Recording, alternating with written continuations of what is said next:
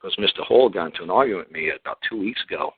He kept saying to me, well, if you're in an arraignment, I say to you, guilty, not guilty, no contest, what do you say? I said, well, I've been arrested before, and when I go before an arraignment, a public defender comes and talks to you, and they say, well, this is the charges against you, and you're going to go now before a magistrate, and they're going to enter a plea. Would you like me to represent you? And I said to them, to Mr. Hall, I said, no, I would just ask the public defender, can I please have a writing utensil, a piece of paper? I don't care if it's a pen, a crayon, a pencil. Let me provide an answer for the magistrate. So when the magistrate brings me in there, I'll say, do you not look at the notice I gave to this court? And then the magistrate will read the notice, and the notice will say that is there a verified criminal complaint before this court?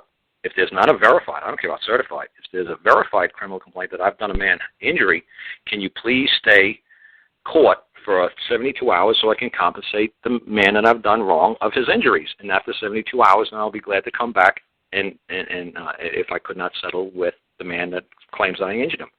But if you don't have a verified criminal complaint, you have no case since you have no injured party. So it's like, well, I said to him, look, I don't care if it's cocaine trafficking, I don't care if it's machine guns, I don't care if it's anything. Who's the injured party?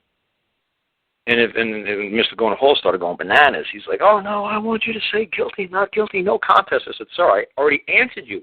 And once I open my mouth in court, like Billy Thornton says, once you open your mouth in court, anything you submitted to the court before that second that you opened your mouth gets all thrown out the window.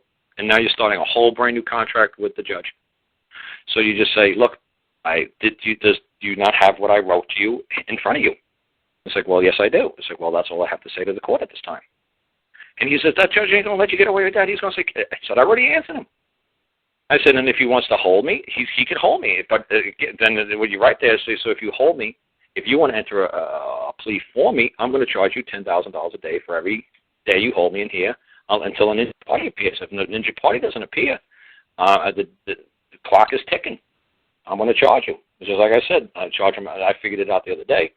I said, oh, let's do 1 second for every minute, $1 for every second you interfere with my rights. The clock is ticking, Judge. So what's your wish?